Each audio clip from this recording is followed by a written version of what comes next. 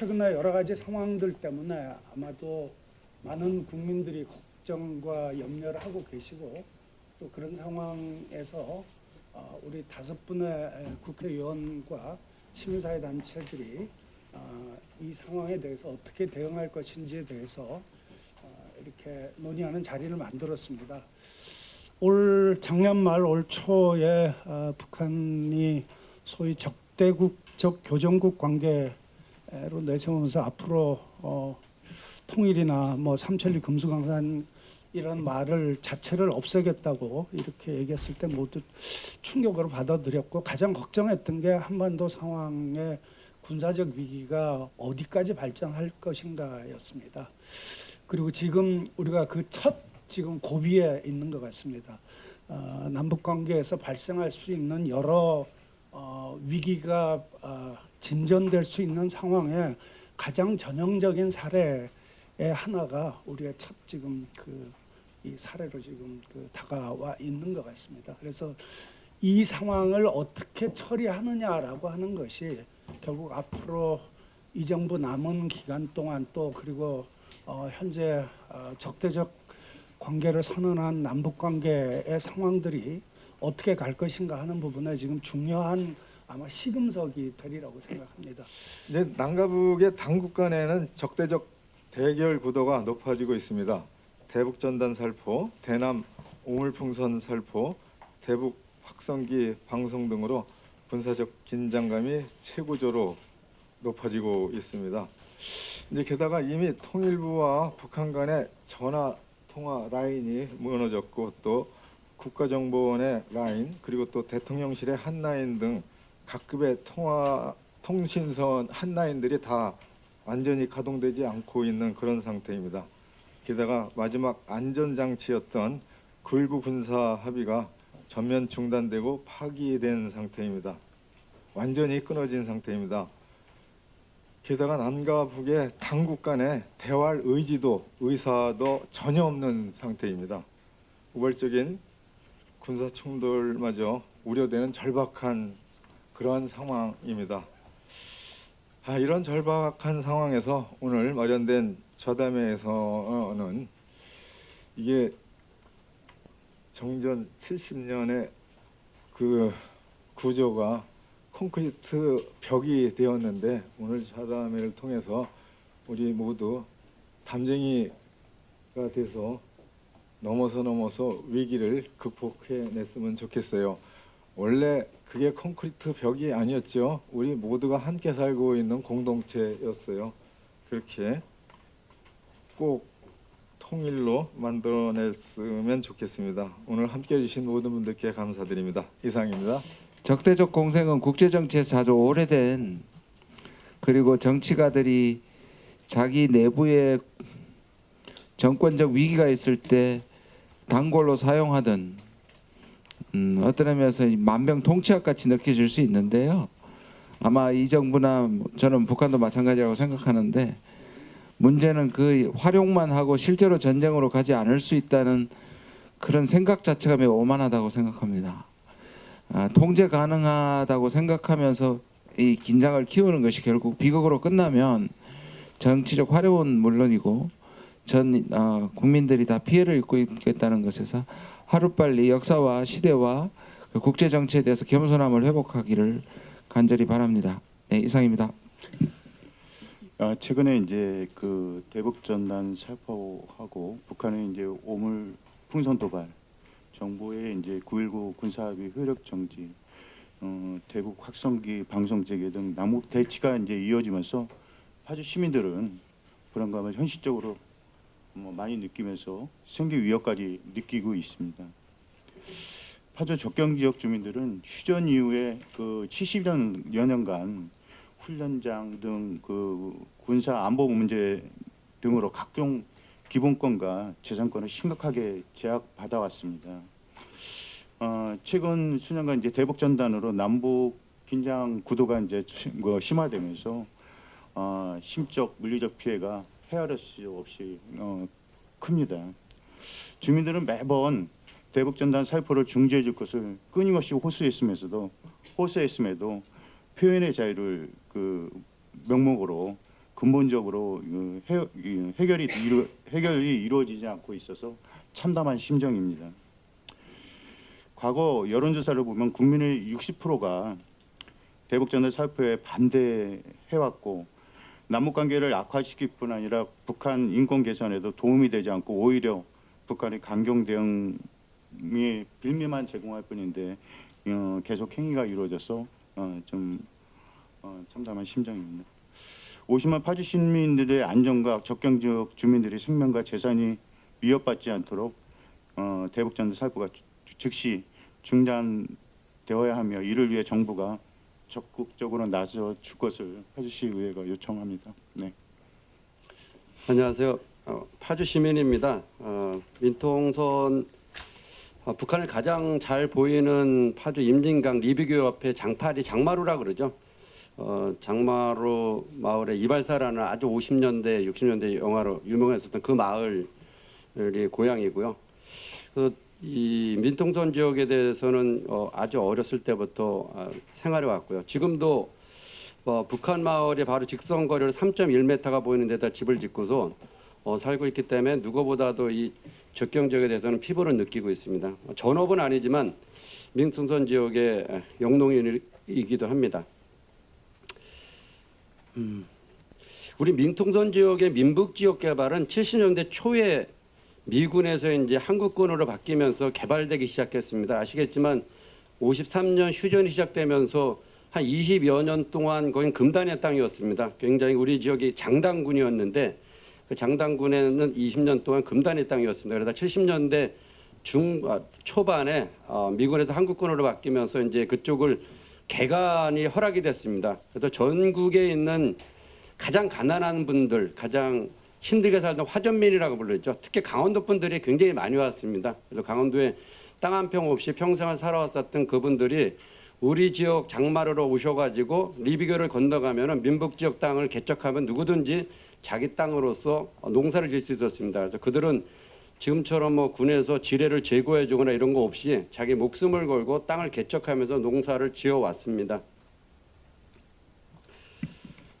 그 당시는 제 어렸을 때 기억으로는 삐라를 남쪽에서도 뿌렸고 북쪽에서도 뿌렸습니다. 그래서 아마 대한민국에서 삐라는 아마 가장 많이 주던 사람일 겁니다. 그래서 그 당시는 지금은 사라졌지만 그 남과 북에서 뿌리는 삐라를 주워다가 파출소에 갖다 대면 파출소에서 이제 공책이라든가 연필, 뭐 책받침 이런 거를 줬기 때문에 그 당시 가난했던 우리에게는 삐라 줍는 것이 가장 큰 알바였었습니다. 70년대에는 임진강을 사이에 두고 또 남과 북에서 무장간첩이라는 사람들을 서로 보내면서 서로 죽고 죽였고 그래서 이런 초소에는 졸면 죽는다라는 표가 무시무시하게 모든 군초소에 붙어 있었습니다. 하지만 그럼에도 불구하고 삐라 살포로 인한 민북 지역 출입 금지는 하지 않았던 기억이 남아 있습니다. 하지만 요즘은 삐라 살포로 인해서 남북 관계가 좀 나빠지게 되면은 즉각적으로 민통선이 출입이 금지됩니다. 파주시 면적이 서울시 면적과 안양시 면적을 합친 것보다 넓다는 것을 아십니까? 또한 파주시 면적의 88%가 군사보역이라는 것은 아십니까? 접경 지역을 마주하고 살고 있는 접경 지역 주민들이 가장 무서워하는 것은 북한에서 쓰는 고사포가 아니라 출입 금지 지역입니다. 농사꾼들은 어떤 상황과 어떤 순간에서 농사일을 포기하지 않습니다. 저희 아버님도 그쪽 지역을 처음으로 개척하시는 농장 안시로 사시다가 돌아가셨는데 어떤 상황에서도 농사일을 포기하지 않습니다. 그런데 그런 사람들에게 출입을 금지시킨다는 것은 서서히 말라 죽으라는 경고와 마찬가지입니다. 접경 지역 주민들이 이 민북 지역의 농사짓는 접경 주민들을 가장 두려워하는 민통선 출입 금지와 언론에서 과장 발표하면서 파주시를 찾는 관광객들의 발길을 끊어버리게 하는 생계에 대한 위협입니다. 이전에 길가에서 또한 배 안에서 평범한 일상을 살아가던 국민들이 허무하게 죽어가도 국민의 생명을 보호하지 못했던 정부에게 요구하고 싶습니다. 제발 호들갑 떨지 말고 농민들을 농사짓기 그냥 놔두기만 하십시오. 70년대 국민의 목숨은 덜 소중했기에 삐라가 살포되고 임진강을 사이에 두고 죽고 죽이는 상황에서도 일상을 살아갈 수 있었고 2024년도 국민의 목숨은 더 중요하기 때문에 호들갑 떨며 출입을 금지시킵니까? 실질적인 보호도 못하는 정부의 호들갑스러운 출입 제한 조치들보다 적경지역 주민들에게는 일상의 하루하루의 삶에 대한 생계가 더 중요합니다. 국회에 요구합니다. 지난 9월 위헌 판결을 멈추는 대북전단 살포 금지법에 대해서 헌법재판소의 지적사항을 잘 검토해 주십시오.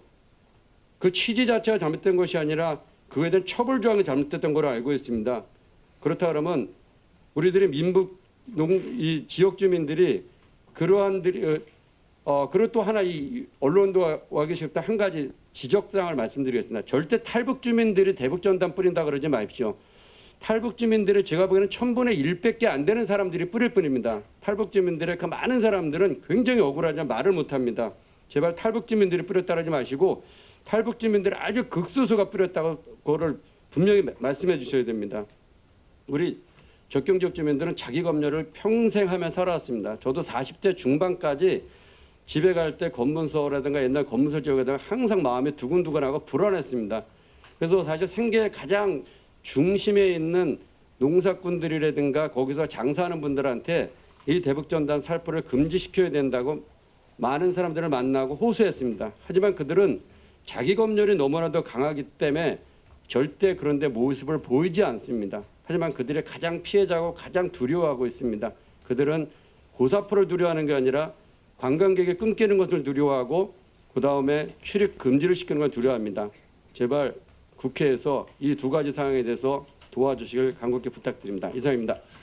예. 저도 사는 곳이 고양시인데 제가 밤 12시에 원고 작업을 하고 있었는데 갑자기 그 문자 메시지와 함께 경고음이 엄청 세게 울리는데 평소 그냥 그 문자 메시지 올 때 알림이 아니라 경고음이 실제 삐삐 울리면서 그 메시지가 오는데 전 평소에 북한이 미사일 쏘고 뭐 전술핵 다루는 그런 굉장히 고차원적인 무기에 대한 그 관심을 갖고 항상 분석을 하고 거기에 경계를 갖고 있는 사람인데 이 풍선 하나에 저는 굉장히 가슴이 철렁 내려앉은 그런 경험을 했습니다. 굉장히 가성비가 높은 정말 충격이었다라고 보여지는데 이로 인해서 그 주변에 분들에게 이제 뭐 마을 분들도 그렇고 주변 분들에게 물어보면은 그 미사일 쐈을 때하고 다르게 굉장히 두려웠다고 얘기를 하더라고요. 실제 그 저희 고양시에도 논밭에 떨어진 경우도 있었거든요. 그래서 이 생활 현장 곳곳에 이것이 이제 침투돼서 이렇게 떨어지고 한다는 그 자체 현실이 그냥 단순히 뭐 그 오염 그 소위 오물이다라는 개념을 넘어서가지고 굉장히 분단 지금 상황 그 소위 이제 이 남북 간의 대치 상황이 굉장히 안 좋구나라는 것을 굉장히 아주 그 생활 현장에서 느낄 수 있는 계기였는데요. 어쨌든 제 경험을 토대로 해서 얘기를 좀 그냥 잠시 말씀을 드렸고요. 저는 이제 좀 전체적으로 이 구도를 설명하려면 최근에 남북 관계나 여러 가지를 굉장히 포괄적으로 다 설명을 해야 되는데 사실 그렇게까지 하긴 좀 어렵고 다만 이제 이번에 전단과 관련해서 정부가 좀 대응하는 방식에 있어서 조금 제가 좀 생각을 고민을 좀 해봐야 된다고 생각하는 부분들을 좀 말씀드리겠습니다. 우선 좀 놀라웠던 거는 그 관련 정부 부처들이 내놓는 발언 또 거기다 입장 이 내용들이 상당히 정합적이지가 않았다라는 거예요. 그러니까 체계적이라기보다는 일종의 뭔가 논리적인 궤가 좀 같이 맞아줘야 되는데 거기에서 그래서 기존 정부와 좀 비교를 해봤는데 특이하게 좀 안 맞더라고요. 그러니까 그 말은 뭐냐면 이 전단 문제에 대해서 갖고 있는 정치성에 너무 지나치게 조금 이제 부처별로 반응한 것이 아닌가라는 좀 생각을 하게 되는데 그 말은 정말 국민의 안전에 대해 담보를 해야 되는 행위 주체로서의 정부가 공이 취해야 될 어떤 입장이란 것과 이게 정치적인 어떤 바람으로서의 정치적인 어떤 성격을 갖는 것 사이에서 정부 부처가 또 다소 약간 주춤한 것이 아닌가라는 이제 생각을 하게 되는데 그 얘기를 드리는 이유는 뭐냐면 통일부 그다음에 이제 뭐 경찰청 그다음에 NSC 뭐 국방부도 있죠. 근데 제가 여기서 국방부는 일단 뺐는데 그 통일부 같은 경우에는 그냥 표현의 자유라는 보장 입장에서 헌법재판소의 결정의 취지를 고려해 접근한다라는 말만 해놓고 사실상 어떤 조치, 대국민적인 조치나 발언에 대해서는 하지 않았습니다. 그리고 경찰청은 유익은 경찰청장이 직접 사실상 오물풍선이 국민의 생명과 신체에 대한 급박하고 심각한 위협에 해당한다는 게 명확하지 않다. 그래서 이제 위협되지 않는다라는 이제 표현을 했습니다. 그래서 뒤에 제가 이제 그 표로 살짝 정리해 놨는데 그 여기에 비해서 이제 NSC는 그 내놓은 내용을 쭉 제가 거기에 정리를 해놨습니다. 2일, 3일, 그다음에 8일날 내놓은 내용을 보면은 굉장히 국민에게 실제적 피해와 위협을 주고 있는 물건으로 이거를 아주 정확하게 기술을 하고 있습니다. 그리고 우리 국민 불안과 우리 사회 혼란을 주고 있다라고까지 얘기를 하고 있습니다. 그래서 여러 가지 즉각적인 조치들을 모든 필요한 조치를 강구하겠다 이렇게 얘기를 했는데 이 사실 이제 국방부는 일단 제외시켰지만 통일부 경찰청하고 NSC 사이에 그 위협에 대한 인식, 그 다음에 여기에 대해서 어떤 방식의 접근을 해야 되는지에 대한 문제, 그 대응 조치 여기서 다 차이가 나고 결과적으로는 대응 조치에 있어서는 대국민 안전에 대한 부분은 별도의 조치는 없었다는 거예요. 그리고 거기에 대한 발표도 없었고 그래서 통일부와 경찰청은 위협이 아니다. NSC는 실제적 위협이다. 그리고 통일부는 개인의 자유다. 근데 NSC는 국민들의 안전, 사회 혼란 가져온다라고죠. 그래서 국민 전체가 불안하다라는 쪽으로 잡고 있고요. 그래서 이 두 사이에 어떤 정합적인 것이 나타나지 않았다라는 거죠. 그래서 이 말은 뭐냐면 보통 이제 정부가 하나의 메시지를 낼 때는 일관된 하나의 메시지를 완벽하게 내기는 어렵다고 치더라도 최소한 국민 안전에 대한 메시지, 또 북한에 대한 경고 메시지, 또 대응 태세가 어떻게 준비되어 있는지에 대한 메시지, 이런 것들이 그다음 상황 인식에 대한 메시지, 정확하게 이 상황이 어떤 상황인지에 대한 국민들에게 주는 인식, 이게 이제 적절하게 다 구성이 돼서 나와야 되는데 그 메시지 구성에 있어서 과연 부처별 그런 일종의 정합성이 있었는지, 그리고 실제 그런 인식 발언과 더불어서 행동 조치로서의 조치는 적절했는지 이 부분을 봐야 되는데 실제 굉장히 생활 현장에서 제가 위협을 느꼈다고 얘기를 말씀드렸는데 소위 말하는 대북 확성기 재개와 이 여기에 대한 검토를 하겠다, 그다음에 재개를 한다, 이 행동 예외에는 대국민 안전 조치에 대해서는 별도의 조치 또는 거기에 대한 어떤 계획이 있는지에 대한 발표는 나오지 않았다라는 겁니다. 그래서 실제 이제 NSC도 상당한 위협으로 보고 대국민 안전이 위험하다라고 언급했음에도 불구하고 실제 조치에 있어서는 준군사적인 조치, 확성기 방송을 재개하는 것 이외에 국민이 어떻게 행동해야 되는지에 대한 발표에 대해서는 하지 않았다라는 부분이죠. 그래서 전체적으로 물론 이제 이게 갑작스럽게 이루어졌을 수도 있고 여러 가지 대응에 있어서 매뉴얼이 미비한 부분이 있을 수 있다고 치더라도 전체적으로 이런 부처 간의 정합성이 생기지 않은 부분은 다소 이 전단에 대해서 이 정부가 그 출범한 이후에 취했던 어떤 태도 이런 것들이 그래서 정치적인 어떤 대상으로 이게 보고 있는 측면들, 그리고 또 한편에서 이게 정말 안전과 관련된 부분이라는 것. 그래서 이 두 가지 사이에서 상당히 다소 혼돈이 있거나 정리가 안 된 부분이 있었지 않았을까. 그래서 보다 명확한 이제 그런 정리가 좀 필요하다고 보고요. 그리고 이제 군은 굉장히 이걸 또 그 NSC와 군은 상당히 이걸 위험한 부분으로 이제 간주하는 반면에 경찰청은 사실상 이제 이 그 경찰 직무법이라든가 여기에서 언제든지 이걸 이제 사실상 실질적으로 제재하거나 할 수 있는 여러 가지 실질적인 현장에 있는 인력들인데 이 경찰청은 오히려 급박하고 심각한 위협이 아니다. 그러니까 오물풍선이 그렇게 급박하고 심각한 위협이 아니기 때문에 전단에 대한 것도 뭐 제재할 필요 없다. 뭐 사실 이런 논리인 거죠. 이렇게 취했다라는 거죠. 그래서 전체적으로 이 정부가 취하고 있는 태도, 말들 사이에서는 상당 부분 정합적이지 못한 부분이 발견되기 때문에 이런 부분으로 과연 이제 어떻게 이제 극복하냐의 문제가 있을 것 같다는 생각이 들고요. 또 하나는 이제 정세 인식의 부분입니다. 남북 사안이 굉장히 민감해졌다라는 건 너무나 다 알고 있죠. 그리고 조금만 뭐 자칫하다가는 우발적인 부분에 있어서 굉장히 폭발성 있게 뭔가가 이게 전개될 수 있다라는 건 이미 우리가 다 인지를 하고 있는 상황입니다. 특히 이제 지난해 2024년 11월에 북한이 정찰위성 발사한 이후에 우리가 9.19 군사합의에 대한 부분 효력 정지 조치를 내렸고 북한은 아예 거기에 전면적 파기로 응수를 하는 상황이었습니다. 그래서 사실상 자칫 이후에 어떤 조치를 취하건 어떤 태도를 취하냐에 따라서 이것이 계속 상승작용할 수 있다라는 것은 모든 전문가, 모든 언론이 다 예측했던 사실상 내용이라는 거죠. 그렇기 때문에 대응에 있어서는 어떤 비례성과 어떤 그 신중한 접근이 필요한지에 대한 고려가 상당히 더 필요했던 시기다라는 겁니다. 그래서 이제 좀 더 군면적으로 우발적이거나 의도된 충돌 가능성이 있다라면은 좀 더 이 세심하게 어떻게 관리할지에 대한 사전 준비가 상당히 필요했던 상황이다라는 거고요. 그리고 이미 이제 대북전단은 5월 10일, 5월 초중순이죠. 초중순에 이미 뿌려졌습니다. 예고도 있었고 뿌려졌습니다. 그렇다면은 이것이 이제 향후에 어떤 방식으로 파장을 가져올지 이 국면에서 2024년 11월 이후에 9.19가 일종의 이제 약간 형이화되기 시작한 이 시점에 대북전단이 어떤 의미를 가질지에 대해서는 너무나 예상 가능한 시나리오가 있었다는 거죠. 그래서 과연 이제 여기에 대해서 어떤 대응이 있었는지에 대해서 좀 묻고 싶은 부분이 있고요. 또 하나는 국제 및 지역 정세에 관련된 부분입니다. 이건 너무 지금 최근에 거의 대부분의 전문가들도 그 흐름들을 이해를 하고 있어. 뭐냐면 미국이 지금 유럽과 중동과 그다음에 대중국 포위, 그다음에 윈태 전략, 그다음에 러시아의 서태평양으로의 진출이라든 여러 가지 관련돼서 굉장히 집중해야 될 현안들이 너무 많고 실제 여러 전장을 좀 지원하거나 관리해야 되는 지금 상황입니다. 그래서 미국 내에서조차도 최근에 북한에 대한 뭐 북핵 접근에 있어서 뭐 중간 단계론이나 위협 감소론 이런 얘기들이 그냥 나오는 것은 아니거든요. 어떻든 동북아 특히 북한 한반도마저도 어떤 전장화된다라는 것 자체가 미국이 감당하기 상당히 어려운 현실이라는 거죠. 이제 그렇기 때문에 그 감당하기 어려운 현실을 최소한 위기를 낮추고 평화적으로 좀 관리하는 쪽에 미국도 이제 상당히 주목을 하고 있었던 시점이라는 거. 그래서 전 세계적인 정세가 변화하는 것과 한반도가 어떻게 연계되어 있는지에 대한 이해는 아마 이제 정부가 더 촉각을 세우고 아마 더 민감하게 그걸 감지하고 있어야 되는 상황이었다라는 것이죠.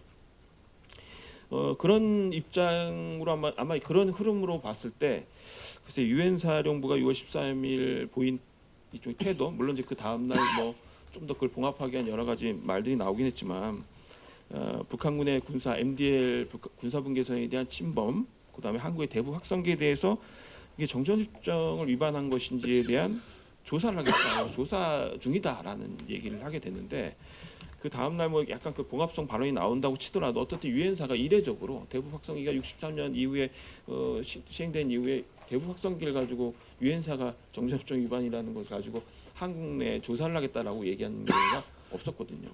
이런 태도가 나왔다라는 건 그만큼 유엔사 자체가 갖고 있는 일종의 위기의식, 자칫하다가 북한도 굉장히 지금 적대적 두국가론을 주장하고 있고 전쟁 준비를 최근 강조하고 있고 국제 정세 역시도 진영화 논리에 의해서 상당 부분 뭔가 대치하려고 하는 지금 국면들이 있는데 자칫 이것이 국지전화될 가능성에 대한 우려를 갖고 있었을 가능성도 매우 높다라는 거예요. 이제 그렇다면은 이런 일련의 흐름들을 가장 민감하게 이제 정부가 포착하고 이해를 하고 있어야 되고 그렇기 때문에 일종의 전단을 비롯해서 오물풍선이 왔을 때 거기 대응하는 태도 역시 상당한 신중성이 필요했다. 그러기 위해서는 대응에 있어서 등가성이 뭐고 비례성이 뭔지에 대한 상당히 고민이 필요했지 않을까라는 생각이 듭니다. 그 말은 작년 11월 정찰위성 발사에서 부분 효력 정지를 대응을 했는데 그 부분 효력 정지를 한 부분이 뭐냐면 바로 이제 MDL 경계로에서 양측의 정찰 활동을 금지했던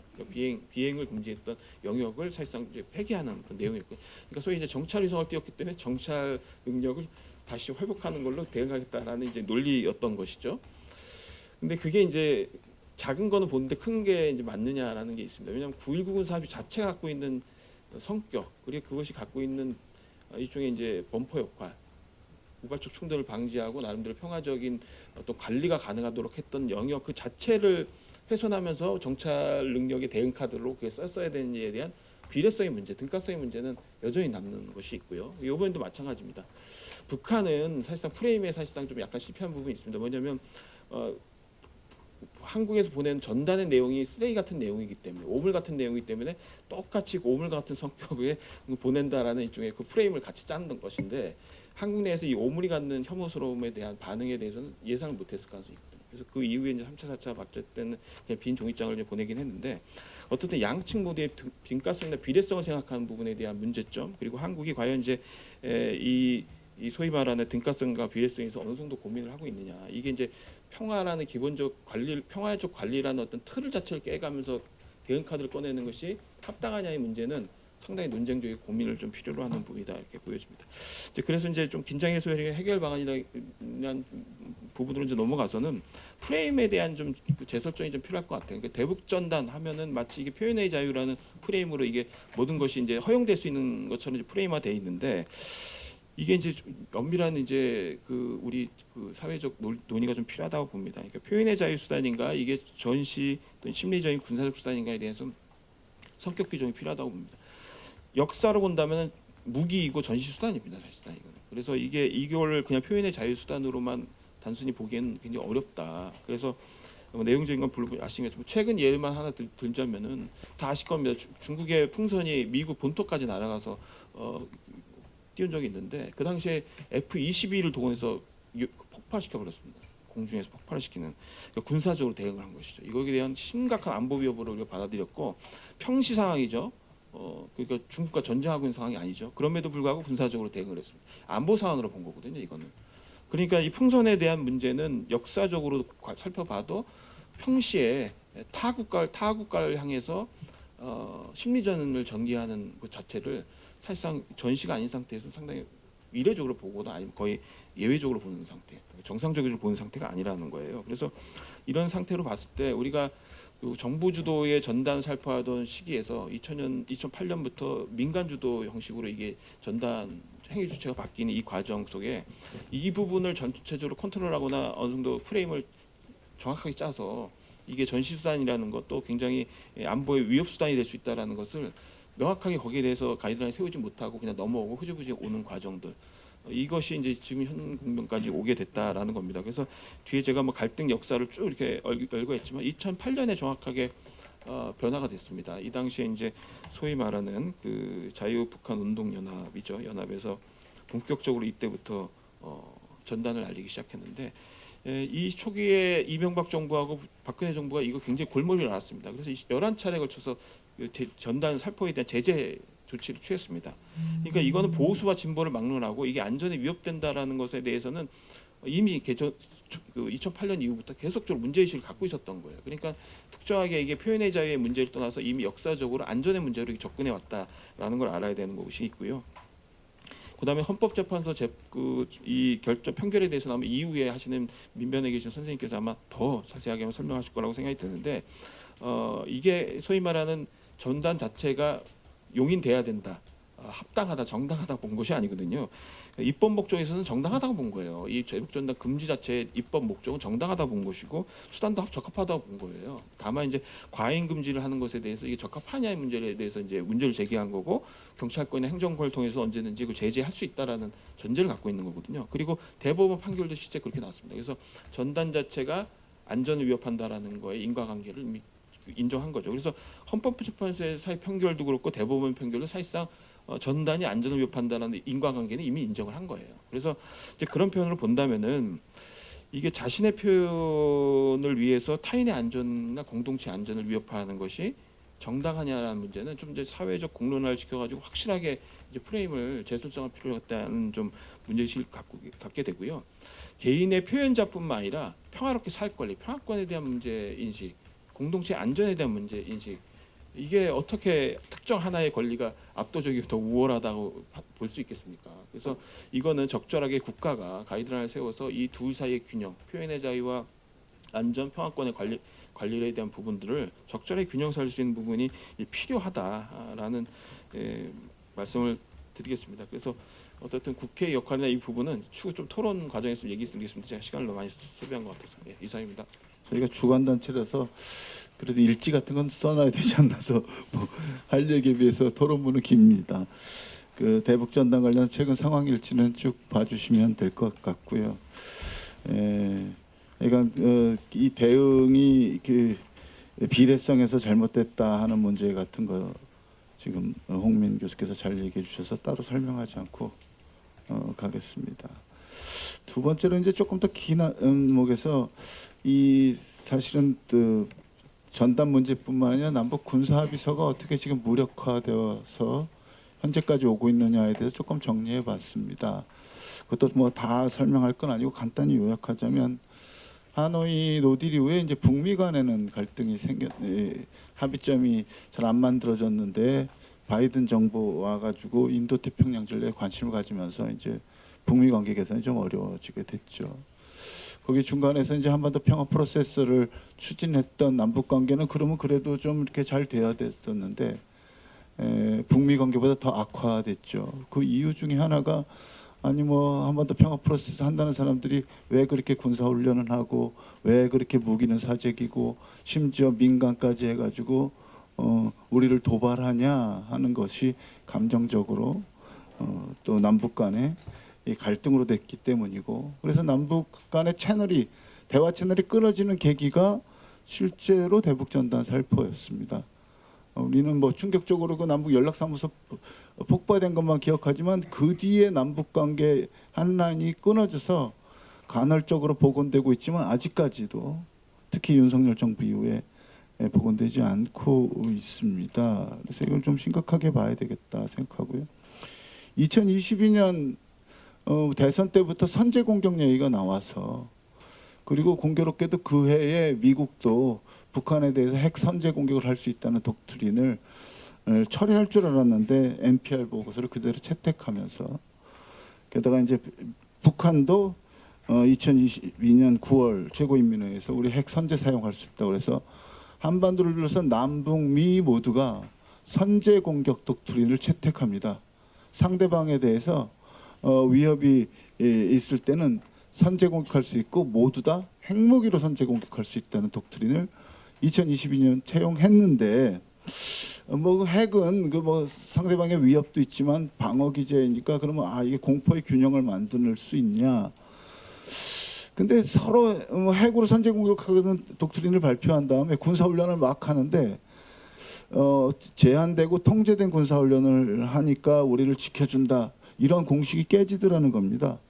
2022년 10월 달에 있었던 여러 가지 사건들은 그중에 하나도 잘못됐으면 바로 분쟁이 될 수 있는 사건이었습니다.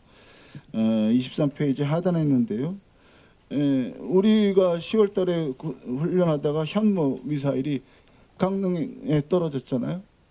그리고 그 뒤에 동해상으로 쏜 에이테킴스 미사일 한 대는 어디로 갔는지도 확인도 못했습니다.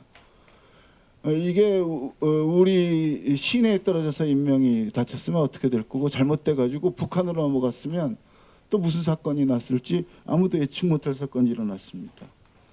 북한 쪽에서도 있었죠. 북한도 이제 화가 나니까 포병 훈련을 실시했고, 뭐 그 과정에서 또 NLL에선 충돌 가능성이 있는 사건들이 있었고요. 또 한미 연합공군 훈련이 진행되니까 북한의 미사일을 동해로 쐈는데 그중 한 발이 NLL 이남해 공해상에 떨어져가지고 이게 또 무슨 의미냐 해가지고 난리가 난 적이 있고, 그거에 따라서 대응한다 그러면서 우리도 미사일 3발을 NLL 이북으로 쏴가지고 문제가 됐었습니다. 뭐 비라뿐만 아니라 지금 무인기가 오가고 있죠. 무인기는 군인들만 날리고 있는 게 아니라 남한 민간인들도 민통선 넘어서 휴전선으로 날리는 일이 있어가지고 사실 남북 간에는 논란이 되고 있습니다. 이런 과정에서 또 어떤 군사적 분쟁이 생길지 굉장히 걱정이 되는 상황인데, 우리 정부는 북한의 정찰 위성 날렸다고 위성 시도했다고. 근데 사실은 정찰 위성은 지금 남한도 쏘고 있지 않습니까? 그때 남한도 우리 정찰 위성 날린다고 막 해서 우리 국가의 굉장히 큰 업적인 것처럼 하고 있었는데, 정찰 위성을 쏜 거 가지고 남북 군사 합의서 일부를 무력화했습니다. 그러니까 북한은 이때다 하고 우리는 그럼 다 구애받지 않겠다라고 선언해 버렸었는데요. 남북 군사 합의서라는 게 성격이 남북 간에 맺는 거기 때문에 특히 군사 분계 성지역에서의 이제 재래식 무기의 군비 통제를 다루고 있습니다. 근데 한미 연합군은 공중 정찰 능력도 뛰어나고 원거리 작전 능력도 뛰어나고요. 우주에서조차 이제 북한을 정찰할 수 있습니다. 때문에 사실은 그 민통선 근처 군사 분계에서 남북 간의 군비 통제를 하면 이익을 훨씬 많이 보는 것은 사실 북쪽이 아니라 남쪽이죠. 최근에 북한이 이제 장거리 미사일을 개발하고 있습니다만은 전체적으로 NLL 인근의 수도권을 다 갖고 있고 인구의 반이 살고 있는 남한 쪽이 오히려 이런 것을 유지하려고 노력해야 되는데, 그거 뭐 북한 군사 정찰 위성이니까 그래 우리도 거기서 조금 뭐 정찰기 더 날리겠다라고 이거 효력 정지하는 정부가 저는 무슨 생각을 하고 있는지 잘 모르겠다는 겁니다. 그리고 이번에도 군사 합의서 효력 정지가 그게 맞느냐 하는 문제에 대해서는 홍민 교수가 얘기해 주셨는데, 서로 직간 끝을 얘기하고 있고 서로 선제 공격을 하고 있는 상황이 무섭다는 것입니다. 그래서 대북전단 살도 그렇지만 또 이제 NLL 인근에서 이제 군사합의서 효력정지했으니까 우리도 못했던 군사훈련 그 군사분께서 5km 안에서 하겠다라고 지금 정부가 강조하고 있는데 저는 이게 답답하고 이게 위험하다는 겁니다. 특히 작년 이래로 북한도 영토의 0.0001%의 침범도 허용하지 않겠다고 그러는데 NLL 지역에서는 영토 개념이 없습니다. 라인도 분명하지 않는데 누가 위반했고 누구의 영토인지 매번 분쟁이 생기는데 이런 군사합의서나 대화 채널이 없이 우리 정부가 정말로 우리 국민들을 지킬 수 있고 우리의 생명과 안전을 관리할 수 있는 것인지 걱정스럽게 이럴 때가 없습니다. 그래서 정부에 대해서는 많은 분들이 얘기해 주셨고요. 당연하게도 대북전단 살포를 금지하고 단속해야 되겠고요. 그 다음에 군사 합의 효력 정지를 처리하고 가급적인 대화 채널 복원을 위해서 우리가 현실적인 노력을 해야 된다는 생각이 듭니다. 근데 국회에도 요구하고 싶은 게 있습니다. 일단 오늘도 너무 좋은 자리인데요. 접경 지역 주민들의 얘기들 방송에서 많이 취재하시지만 정말 구체적으로 어떤 고민들이 있는지 그리고 그 고민들이 더 드러날 기회를 주셔야 될 것 같습니다. 이건 이제 평화적으로 살아갈 권리에 대한 거기 때문에 이 권리를 얘기할 수 있는 자리를 그리고 이 목소리들이 가셔야 될 자리를 많이 만들어 주시는 게 국회의 큰 역할이다. 그래서 접경 지역 주민 나아가서 한반도 주민들의 평화권, 평화적 생존권 보장을 요구하는 그야말로 국민의 생명과 안전을 보장해달라는 목소리를 드러낼 수 있는 기회를 국회가 각점 많이 만들어 주셔야 되겠다. 뭐 이런 토론회도 있지만요. 상임위에서는 청문회도 할 수 있고 공청회도 할 수 있습니다. 이런 문제들에 대해 정부가 신중히 생각했던 것인지 정부의 얘기도 점검하고 무엇보다도 당사자들이 나와서 정부에 대해서 의견을 말할 수 있는 기회를 많이 주셨으면 좋겠습니다. 그리고 서해 공무원 피살 사건 났을 때 인천에서 재미있는 시도가 있었는데요. 거기 서해 5도 주민까지 포함해서 인천 시민 한 200명이 모여서 우리들에게 평화란 무엇인가라는 사회적 토론을 인천시 주최로 했었는데 보수 진보 같이 했었습니다. 그렇지만 다들 너무 좋았다고 뭐 인천 시민들은 화해와 협력이 지금 시기에 매우 중요하다라는 선택을 하더라고요. 이런 대화도 많이 만들어 주셨으면 좋겠다 싶습니다. 두 번째로 어쨌든 이 우리 정부의 군사적 모험주의, 우리 정부의 이념 편향적 대응, 그다음에 이 위기 관리에 대한 방기에 대해서 민주적 통제를 좀 강화해 주셔야 될 것 같고 여기에는 여야가 따로 없지 않겠나 생각을 합니다. 그래서 한반도 평화 문제에 대한 특별위원회 같은 거라든가 최소한 뭐 다른 여야 협력 틀을 좀 만들어 주셨으면 좋겠습니다. 세 번째 이런 상황인데요. 윤석열 정부가 힘을 통한 평화를 계속 강조하고 있고 자유의 북진 얘기하고 그러는데 이제 미국도 아유 저거 너무 심하지 않냐 이러고 있는 판이지 않습니까?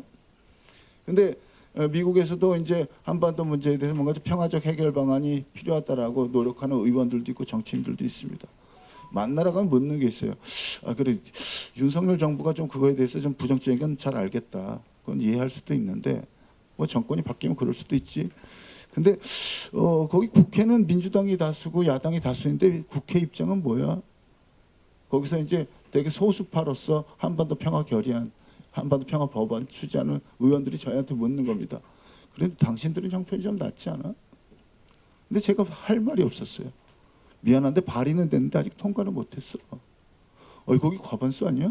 180석 이상이라고 우리도 알고 있는데 미안해 아직 못했어. 뭔가 이제 다른 생각이 있나 봐. 곧 통과될 거야. 이렇게 설득하고 있어요. 근데 결국 21대 국회에서 종전선언 결의안도 통과 못했고요. 정전 70년 한반도 평화 특별 결의안도 국회는 통과시키지 못했습니다. 다른 목소리가 필요합니다. 정말로 다른 목소리가 필요합니다. 국회에서 뭐든 그게 실효성이 있든 없든 우리는 평화를 원한다라는 신호를 국제사회에 보내주셔야 됩니다. 마지막으로 전단 살포에 대한 규제 방안을 마련할 수 있다고 봅니다. 사전 신고제를 도입하는 것은 헌재도 권고한 것이고 오늘 얘기될 건데요. 법안을 잘 뜯어보다 보니까요. 과잉 금지라고 해서 전단을 일체로 금지하고 처벌하는 조항 외에도 전단 살포를 무엇으로 볼 것인가 하는 거에 대해서 해석을 만들어 놨습니다. 그게 이제 제가 첨부 자료 죄송합니다. 너무 길어져 가지고 34페이지 5페이지에 쓰는 건데요. 전단 살포 행위를 교류협력법상 13조 20조에 해당하는 것으로 본 거죠. 왜냐하면 지금 북한에서도 넘어오는 거 우리 오물 떨어지면 이게 검역이 됐나? 방역이 됐나? 여기 뭐라도 이거 병균 있는 거 아니기 때문에 우리 국민들이 되게 걱정하는 거 아니겠습니까? 그냥 쓰레기가 왔다라는 정도로 생각하지 않죠. 뭐를 반출하거나 반입할 때는 검역도 해야 되는 것이고 뭐 이게 안전한가 그다음에 남북관계에 미칠 영향이 있는가에 대해서 승인을 받도록 되어 있습니다. 예, 그리고 제대로 안 됐을 경우에는 처벌하는데 그게 지금 처벌 조항입니다. 27조에 의하면 3년 이하의 징역 3천만 원의 벌금 그다음에 사전 승인 반출 반입 승인을 취소할 수 있다는 거죠. 수송 장비 풍선도 수송 장비에 해당하는 거죠. 따라서 이런 문제들을 이것도 과잉 금지라고 하면 그래도 우리 인도 지원 단체들도 반입 반출해야 되고 하는데 너무 규제 위주로 가는 것만 어렵지만 실제로 이 조항을 가지고 모든 인도 지원 단체를 교류협력 단체들 우리 정부가 지금 다 조사하고 있고요. 하나라도 승인받지 않으면 어마어마한 벌금 폭탄을 때리고 있습니다. 과태료도 때리고 있고요. 활동도 중지시키고 있고. 근데 전단에 대해서는 이 조항들을 하나도 적용하지 않고 있거든요. 그래서 이걸 활용할 방안도 고민해 봐야 될 것 같습니다. 감사합니다. 사실 이게 남북 간 합의라든지 이런 지금 적대적인 행위들이 계속되는 상황에서 법제도로 어떻게 이것들을 정비하고 막을 수 있을지에 대해서는 사실 고민을 할 수밖에 없는 것 같고 그나마 그 대북전단 살포를 금지했던 남북관계 발전에 관한 법률이 그 역할을 했던 것인데 그것이 지난해 9월에 이제 위헌 결정이 나오면서 사실상 그 위헌 결정으로 인해서 이런 행위들이 뭔가 다 용인되는 것처럼 분위기가 돼 버렸었고 최근에 일련의 그런 일들이 벌어지면서 이후에 그러면 제도 정비를 어떻게 할 것인가에 대해서는 사실 계속 고민을 하고 있는 상황이긴 합니다. 다만 이제 오늘 자리에서는 이런 현실을 진단하고 좀 어떤 방안을 모색해야 될지 이제 의견을 나누는 자리인 만큼 저는 이 법에 대한 위헌 결정의 취지를 어떻게 봐야 될지 그리고 그 결정 과정에서 이제 반대 의견에서 설치된 내용들을 좀 참고할 필요가 있지 않을까 싶었고 그리고 이제 남북 합의가 좀 계속 이런 식으로 무력화되는 것을 어떤 식으로 제도적인 보완을 할 수 있을지에 대해서 좀 간단히 의견을 말씀드리도록 하겠습니다. 앞에 이제 말씀해주신 분들께서도 위헌 결정을 말씀해주셨었는데. 결국은 이 전단 살포 행위를 금지한 그 법 규정이 표현의 자유를 이제 침해한다는 취지로 헌법재판소에 사건이 이제 들어가게 됐고 그에 대해서 헌재에서 판단을 하다 보니 이제 표현의 자유의 영역에는 포함된다는 것을 전제로 이제 판단이 이루어진 측면이 있었고 주된 쟁점은 이 규정이 제한하고 있는 것이 표현의 자유에서의 그 제재하는 대상 중에서 방법이냐 내용이냐에 대해서 이제 합헌으로 본 의견과 위헌이라는 의견에서 판단이 좀 달라졌었습니다.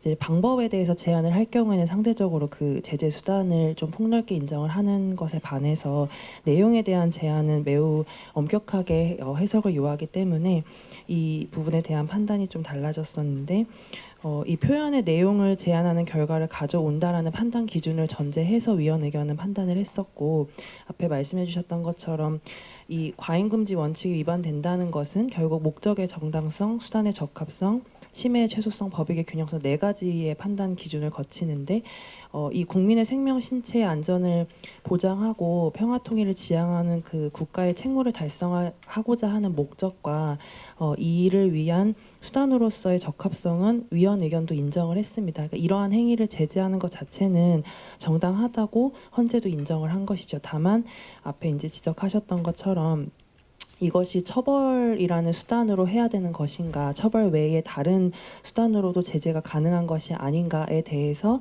이제 의견이 달랐던 것이었고, 그래서 이 헌재에서는 이런 뭐 경찰관 직무집행법에 의해서 상황에 맞는 유연한 조치도 가능하기 때문에 이런 것이 대안이 될 수 있고, 이 처벌 조항, 이 금지하는 조항으로 인해서 제한되는 표현의 내용 자체가 광범위하고 최후의 수단이 돼야 될 국가 형벌권까지 동원한 것이 되는데, 이 국민의 생명과 신체에 위해를 끼치거나 심각한 위험이 발생하게 된다라는 결과는 이 대북전단을 살포하는 행위자들에 의해서가 아니라 북한의 개입을 통해서 실현되는 것이기 때문에 이러한 불확실한 이런 결과 발생으로 인해서 행위가 위축이 될 수밖에 없다.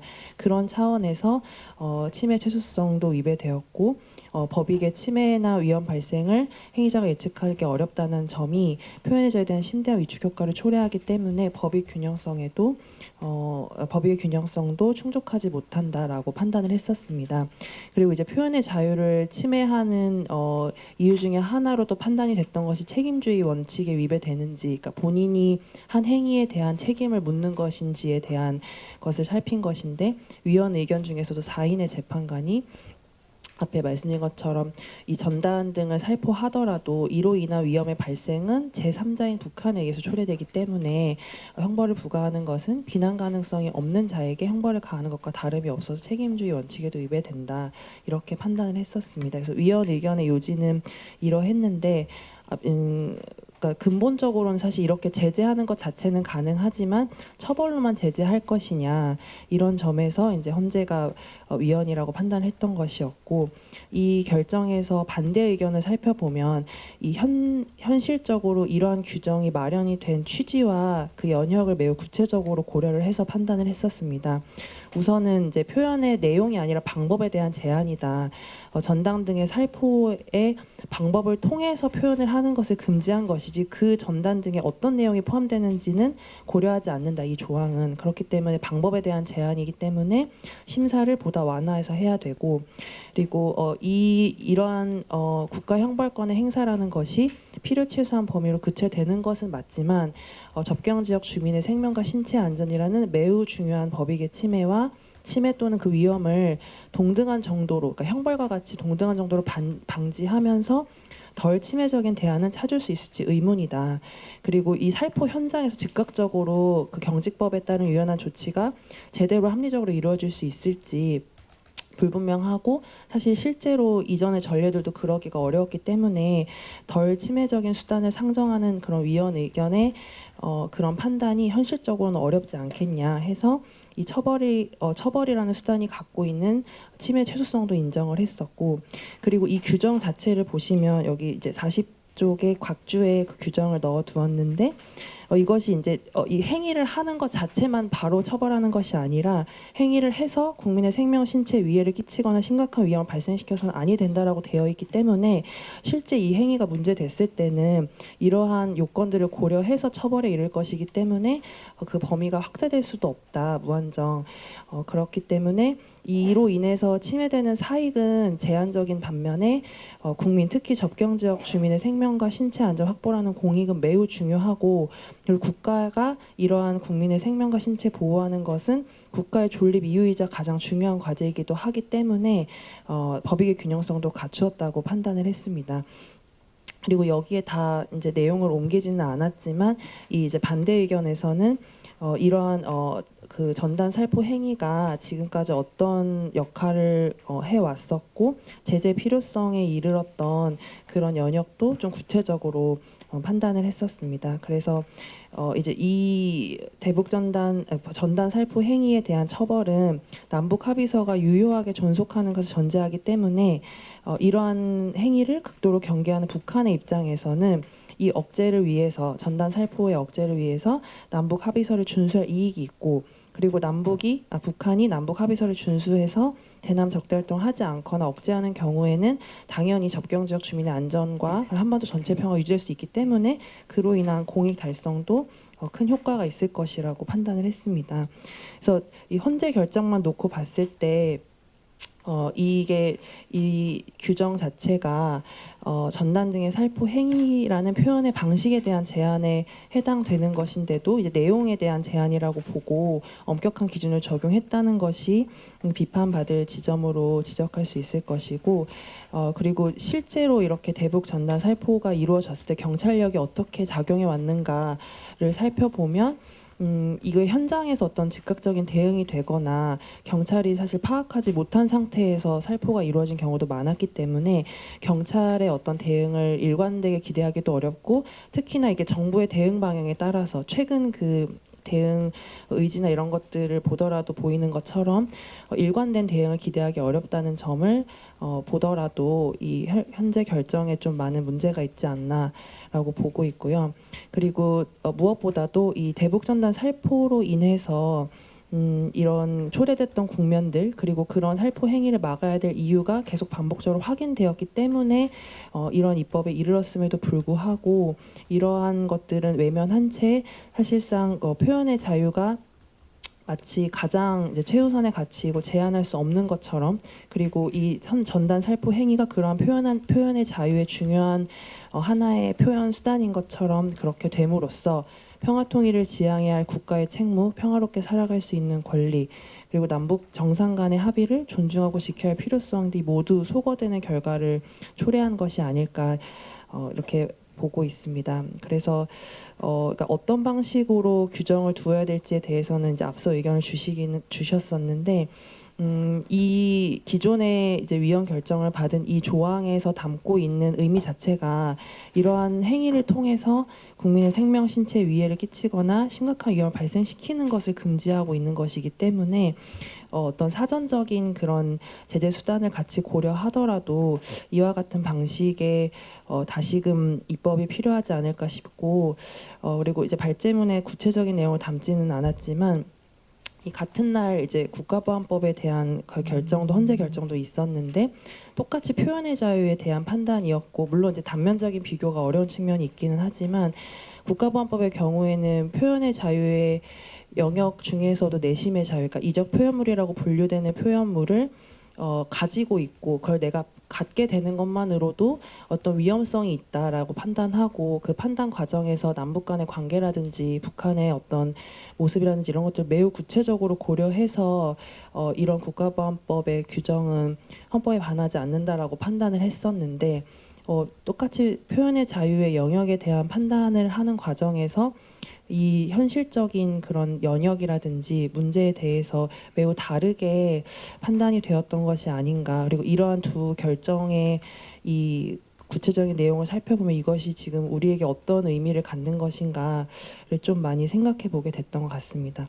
그래서 궁극적으로는 이 대북전단 살포 행위에 대해서 기존의 법에서 제재를 가하고 있던 것이 위헌 결정을 받았지만 그 위헌 결정이 가지고 있었던 문제점, 그리고 위헌 결정이 이러한 행위를 제재하는 것 자체가 무조건 안 된다, 헌법에 무조건 반한다, 이런 판단이 아니었다라는 것을 좀 분명히 해서 국회에서 좀 구체적인 논의가 빨리 됐으면 하는 바람이 있습니다. 그리고 그 9.19 군사합의에 대한 전면 효력 정지 결정이 있었고, 이전부터도 계속해서 이 남북 간 합의의 효력이 계속 문제가 됐었는데, 이러한 그 효력을 어떤 정세 변화라든지 정권의 어떤 입장이라든지 이런 것과 무관하게 좀 일관되게 가져갈 수 있는 방법에 대해서도 좀 계속해서 고민이 필요하지 않을까 싶고, 지금 당장의 어떤 긴급한 대책으로는 아니더라도 좀 국회에서 좀 같이 과제로 안아가서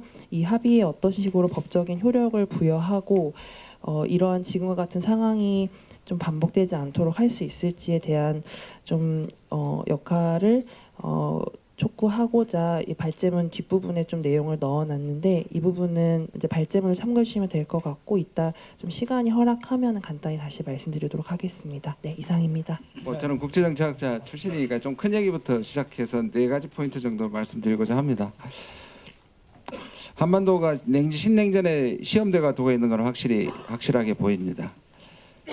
저는 뭐 결론적으로 제 개인적인 전망은 신냉전은 아니라고 보고, 신냉전보다는 훨씬 더 다극화가 주된 질서라고 생각을 하는데, 현재 벌어지는 일이 미중의 경쟁, 그리고 미러의 우크라이나 전쟁으로 인한 그런 대결 구조가 마치 신냉전처럼 보이는 것뿐이라고 저는 생각하고요. 근데 한반도는 확실히 신냉전으로 들어가고 있는 것 같습니다. 또 시험대가 되고 있는 것 같은데요. 1945년 전쟁이 끝나고 나서 어떤 시대가 올지 아무도 몰랐죠. 물론 이념의 분쟁은 했었지만 연합국으로 미국과 소련이 같이 싸웠기 때문에 사실상 초기에 전쟁 끝나고 이 소위 말하는 빅3, 미국과 영국과 소련의 지도자들이 모였을 때만 하더라도 그 전개 과정이 굉장히 불투명했음에도 불구하고 신냉전으로 갔었는데요. 지금 따져보면 2023년 과연 탈냉전은 마감된 건 확실한데 이게 신냉전으로 갈 것이냐, 아니거든요. 근데 묘하게도 보면 한반도를 중심으로 확실히 신냉전이 시험이 되고 있는 것 같습니다. 작년 2023년 캠프 데이비드에서 한미일이 안보협력을 했을 때 미국의 언론들이 두 가지를 얘기했습니다. 하나는 미국의 외교의 70년 수건이 풀렸다가 하나 가지고요. 한국하고 일본을 연결시켜서 마침내 3자 동맹으로 간다는 것에 대한 성과를 지적하는 것이었고, 다른 하나는 드디어 동북아의 신냉전이 시작되었다, 본격적으로 시작되었다는 게 뉴욕타임스의 또 다른 언론의 평가였습니다. 북한도 2022년 후반기부터 지금의 동북아 상황을 신냉전이라고 규정합니다. 북한은 충분히 이유가 있습니다. 전략적으로 이렇게 좋은 대외 환경이 없었던 거죠.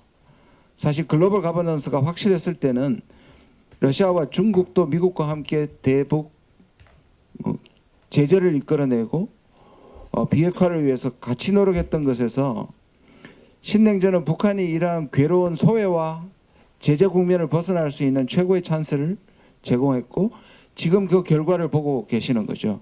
러시아와 북한의 접근, 그 다음에 중국이 지금은 북러에 대해서 껄끄럽게 생각하지만 여전히 북한은 지난 십수년 내에 가장 좋은 전략 환경을 적어도 지금은 받았다고 생각합니다. 근데 문제는 과연 이렇게 가는 것이 단기적으로 북한한테 이익을 줄 수 있을지 모르겠지만 한반도 전체에 주는 비극적 전망은 이 향후에 우리가 치러야 될 대가를 생각할 때 굉장히 공포스러운 일이라고 생각합니다. 아까 홍민 박사님께서 이 NSC, 군, 그 다음에 경찰 다 다르다고 얘기했는데 저는 너무 일관적이라고 생각합니다. 치트키가 있는데요. 이걸 이해하는 치트키는 국내 정치하고 세계관만 연결시키면 됩니다. 왜냐하면 윤 정부는 국내 정치를 위해서 대북을 이용한다는 소위 말하는 적대적 공세에 여전히 작동하는 것이고요. 보면 군랑과 NSC는 위협이라고 얘기해야 되거든요. 강대강의 세계관과 국내 정치에게에서의 이러한 위기를 조장하는 것이 이 정부에게, 안 그래도 총선 이후에 계속 통치력이 떨어지고 국내 정치에 제한을 받기 때문에 북한 문제나 외교 문제에서 이렇게 신냉전이나 그 다음에 남북 관계가 나빠져야 하는 거거든요. 경찰청은 전단을 막지 말아야 된다는, 그래야지 신냉전이 계속 가는 거 아닙니까? 다시 말해서 이 적대적 공생이 계속 가는 거죠. 그러니까 경찰청이 여기서, 저는 처음에 이 제목이 나왔을 때 착각했어요. 위협이 아니다. 그럼 결론적으로 위협이 아니니까 우리가 고조시키지 말아야 된다, 이렇게 결론이 나서 경찰청이 되게 잘 얘기하는 거 본 내용을 보니까 남쪽의 전단 살포를 막기 위해서 위협이 아니라고 얘기하는 거죠. 근데 전체적 맥락에서는 남북 간의 긴장을 계속 고정시키는 것은 계속 해야 되겠다는 얘기니까 이 둘은 결코 충돌하지 않는다는 생각이 저는 들었고요. 그래서 결국 내부에서의 검찰적인, 그래서 야당과 노조와 이런 것들 파괴하는 선악의 세계관과 대북 그리고 외교 이런 것들이 일치한다고 저는 생각하고요. 여기에 또 윤석열 대통령의 중앙아시아 방문도 다 이해가 갑니다. 위기인데 왜 나가나요? 나가잖아요. 그러니까 국내용으로 위기지만 자기들은 위기가 아니라는 거 알고 있는 거죠. 그러니까 계속적으로 이용한다는 것도 그대로 저는 이해할 수 있고요. 근데 한심한 건 장호진 안보실장의 얘기입니다. 강대강 아니라고 또 얘기해요. 그런데 징징거립니다. 북한 잘못을 왜 지적하지 않느냐고. 지금 이게 안보실장이 할 얘기입니까? 안보실장이 지금 우리한테 징징거리는 거예요. 전문가나 저 같은 사람한테 북한도 좀 비판하라고. 그러니까 철저하게 지금 사고는 기본적으로 국내 정치로 활용하는 것 외에는 민생이나 그다음 평화나 그다음 안정이나 하는 것들을 전혀 염두에 두지 않고 있다고 생각합니다. 마지막으로요. 결국은 그럼에도 불구하고 결과는 계속 나빠질 수 있다고 생각합니다. 오히려 북한이 좀 자제를 한 것 같아요. 오물도 치우고 그다음에 먼저 대북 확성기에 대해서 적극적으로 반응하지 않는 거여서 소강 상태로 약간 갔는데 여전히 위험 요소는 남아 있다고 생각하고요. 그렇게 봤을 때 지금 위기 상황 두 가지죠. 늘 얘기가 되고 있습니다만 의도되고 계획된 전쟁은 가능성이 낮지만 우발적 충돌은 여전히 가능한 것이고 그렇게 하면 우발적 충돌을 막을 수 있는 브레이크들은 제동 장치들은 지금 하나씩 다 없어지고 우리가 악셀이라고 얘기하는 가스 페달은 계속 많아지는 상황입니다. 브레이크로 볼 수 있는 게 남북의 대화 창구 없죠. 핫라인도 없죠. 뉴욕 채널 북미도 없습니다. 한러 한중 채널도 다 없어졌습니다. 그리고 보루라고 할 수 있는 9.19 완벽하지는 않았지만 그래도 긴장을 늦출 수 있는 9.19가 사라졌습니다. 악셀이라고 하는 가스 페달은 지금 적대적 공생 강대강하고 있죠. 서로 교전국가라고 얘기하고 있죠. 여기에 전단과 확성기가 있죠. 또 NLL이 있습니다. NLL은 저는 리터머스 시험지라고 생각합니다. 우리가 일방적으로 한국하고 미국이 그었지만 서로 좋을 때는 북한이 이 문제를 삼지 않습니다. 이 문제를 삼을 때는 남북관계 좋지 않다는 것이고 이건 앞으로 그 다음에 문제가 될 수 있는 우리가 주목해야 될 부분이 아닌가 생각합니다. 핵무기와 전단 어느 게 더 위협적일까요? 핵무기가 위협적입니다. 근데 지금 똑같다고 생각해요, 저는. 왜냐하면 북한이 핵무기를 가지는 것을 중국과 러시아는 두려워하지 않습니다. 그건 우리 측에서는 그래서 북한과 러시아가 북한 비핵화에 대해서 노력하지 않는다고 하는데 그건 너무나 자연스럽습니다. 자기들 안보에는 북한의 핵 개발이 직접적 위협이 안 되기 때문입니다. 아들 부시 때 미국이 인도의 핵무기 개발을 용인했습니다. 거의 공개적으로. 그 이유는 인도의 핵무기가 미국에 위협이 되지 않기 때문입니다. 다시 말해서 남북관계가 좋으면 이 핵무기는 지금의 위협을 가져오지 않는 거죠. 그러나 남북관계가 나쁘면 전단 자체가 전쟁을 일으킬 수 있습니다. 그러면 결국 강대강은 전단이나 풍선이 핵무기급 위협을 가지게 되는 것이죠. 핵무기를 통해서 전쟁이 일어나거나 재래식 전쟁이 일어나거나 우리가 죽는 건 마찬가지거든요. 그렇다면 한쪽에서는 억지력을 기르는 것이 확보하는 것이 정부의 의무지만 다른 한쪽에서는 전단이나 풍선의 위협이 핵무기의 위협과 같아지지 않게 관리해야 되는 부분에서 이 정부는 희망이 없다. 그래서 똑같이 하면 결국 아까 입이 아프다고 말씀하시는데 입이 아프기 때문에 이 정부의 세계관이 바뀔 리가 없다면 이 정부가 내려오는 것이 답이다. 이렇게 생각합니다. 한반도 평화에 대한 관심이 많고요. 기본적으로 국가 안보는 수레바퀴론을 저는 주장하는 편입니다. 단순하고요. 한쪽에서는 이 대화 협력이 바퀴가 있고 한쪽에서는 이제 국방이라는 바퀴가 있습니다. 그 두 바퀴가 균형되게 굴러갈 때 국가 안보는 지켜진다고 보고 있고요. 이번 사태와 관련돼서 대북전단 사태와 관련돼서 대한민국 정부는 의문의 일패를 당했다고 생각합니다. 그 이유는 뭐냐면 오물풍선이라는 거에 대한 대응이 없다라는 겁니다. 신고에는 대응이 없었다. 그리고 뭐 한축에서는 이제 뭐 격추 얘기도 나오고 뭐 이런 얘기도 나오지만 실질적으로 종심이 짧은 한반도에서 격추를 한다는 거는 불확실성이 상당히 높기 때문에 그리고 이제 MDL을 넘어온 풍선에 대해서는 그게 뭐 실제적으로 나타났지만 무게가 5kg 정도입니다. 그리고 이제 상공에서 격추를 해서 낙하했을 때 피해 국민의 생명은 예측이 불가능한 거죠. 그러다 보니까 이제 우왕좌왕하고 대응이라고는 신고하고 이제 처리하는 그런 것밖에 없었던 상황이죠. 이제 의문의 일패를 당한. 하지만 국내 정치적으로는 상당히 남북 간의 갈등을 유발하고 이슈를 전환한다는 측면에서 또 윤석열 입장에서 정권 입장에서는 상당히 좋았던 게 아닌가라는 생각이 들고요. 뭐 이제 우리 국제정치 학자 출신의 김준영 의원님께서 너무 이제 현실주의, 자유주의, 구성주의 관점에서 다 언급을 하셨기 때문에 저는 이제 현실적인 관점에서 좀 말씀을 드리겠습니다. 한반도의 갈등을 관리하는 것은 이제 두 개의 구조로 이루어졌다고 생각합니다. 주변국과 이제 남북 관계의 두 축이 있죠. 그동안 이제 한미 중너는 때로는 우리한테 이익이 되기도 하지만 때로는 계륵 같은 존재라는 생각이 듭니다. 하지만 남북 관계를 관리하는 데 있어서 갈등을 관리하는 데서 중재자 역할을 했었습니다. 지금 상황은 중너가 떨어져 나가면서 외부의 어떤 남북 관계의 안전판이 사라지는 그런 상황에 있죠. 하지만 이제 남북 관계 이제 국내적으로 들어왔을 때 남북 관계를 규율하는 법적 제도적 장치들이 만들어져 있죠. 우리가 흔히 얘기하는 탈냉전 이후에 남북 기본 합의서도 있을 수 있고요. 그 다음에 53년 이후로 지속돼 왔던 정전협정, 그리고 남북관계, 지금 논란이 되고 있는 남북관계 발전법 24조도 있고요.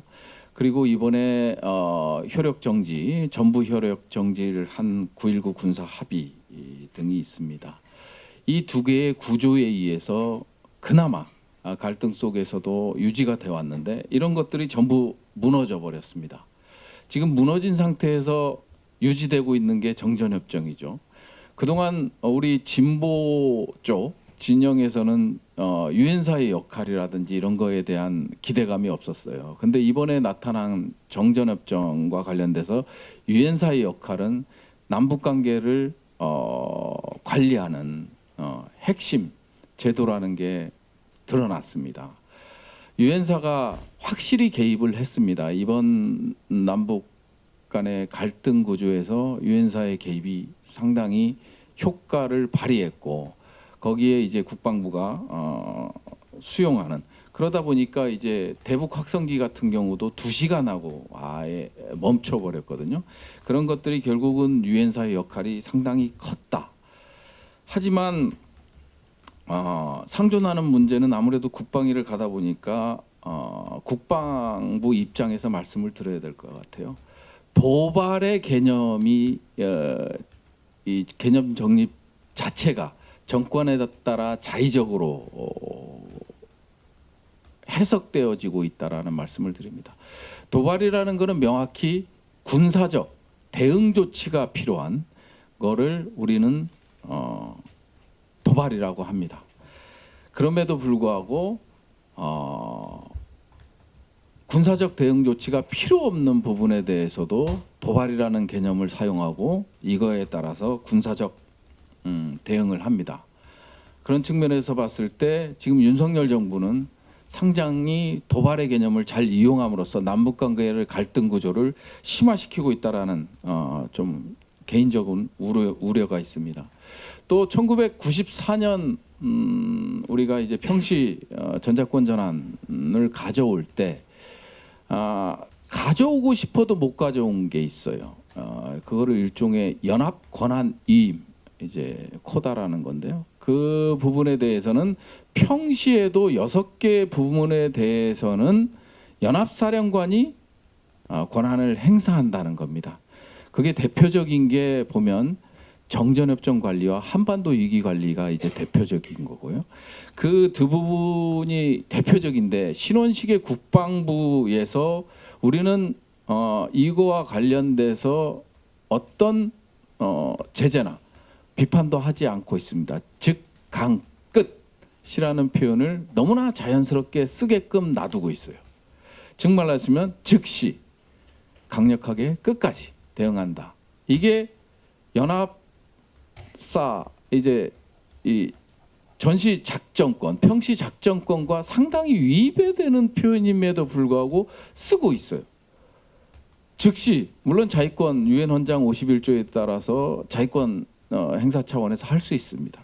강력하게 끝까지 간다. 이거는 지금 한반도의 연합 지휘 구조 체계상 불가능한 건데 즉강 끝이라는 그 호전적 표현을 그리고 제도를 무시하는 표현 무식해서 그러는 건지 아니면 이번 정부에서는 워낙 국내적 정치적 이슈가 많다 보니까 안보적인 이슈로서 국내 위기, 정치적 위기를 돌파하는지는 모르겠지만 이런 것들이 지금 전혀 우리 이 진보 진영 그리고 민주 진영에서도 이거와 관련된 지적이라든지 이런 게 전혀 없다. 그래서 이런 점이 좀 안타깝다라는 말씀을 드리고요.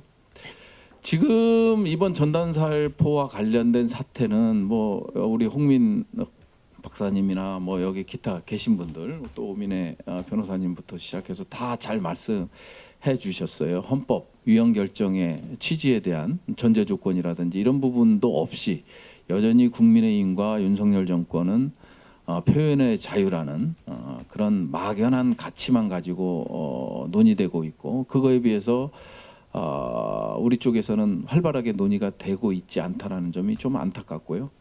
저도 마찬가지로 답은 하나입니다. 한반도 평화를 위해서는